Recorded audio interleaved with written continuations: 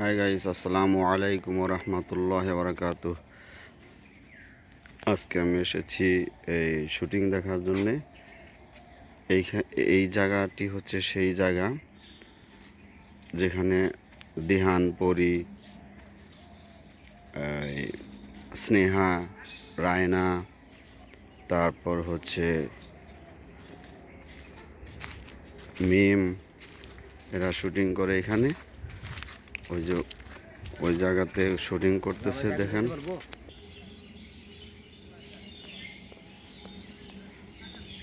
তারপর আপনাদের সেই পরিচিত নায়িকা হীরামণিও এসেছে। বর্তমানে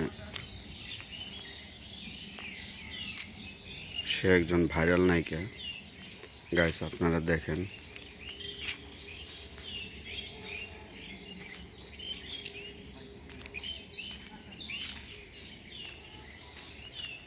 কথা বলা যাবে না, এখানে ডায়লগ দিচ্ছে।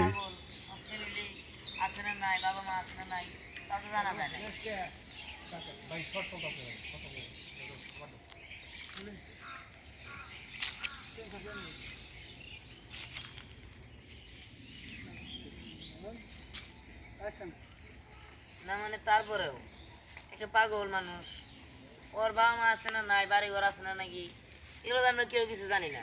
ও তো কখনো বলে নাই, আর বললেও ভুলভাল বলে। ওর কথা তো আর কেউ বিশ্বাস করে না।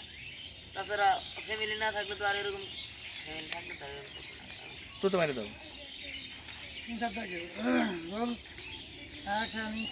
তাছাড়া ফ্যামিলি থাকলে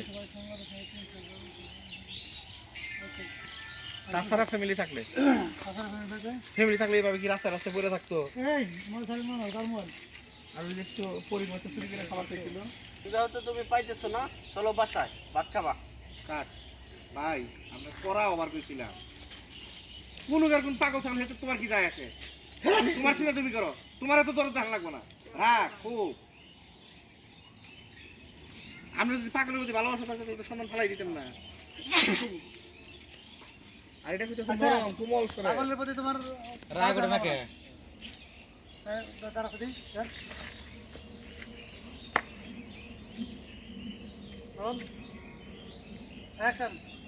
রাখো, তোমার পাগল ছাগলের নিকে দরদ দেখার লাগবো না। চলো বাসায় যাবে, ভাত খাবে, আসো। আপনি নইরেন না, মুখ দিয়ে আসো কইছেন, ঠিক আছে? আমরা জানি কে এই যে এই ওনে যাই পড়ছে, যাই তোর মাস শুরু ধ্যান ফিরে আমার চাইতেছে, ফিরার কথা না। সারা গ্রাম খুঁজা তোরে দৌড়াইয়া তোরে এনে পাইছি। আজকে যে মারো মাথা শেষ গেলাম। আমি কি আই যাবো বা দেয়ালের সাথে? আমরা ধ্যানটা ধমক দিবেন ওকে খেদাই দেওয়ার পরে। তোমার এত দরদ কে? পাগল মারুক গা, আমরা তাই করুক গা।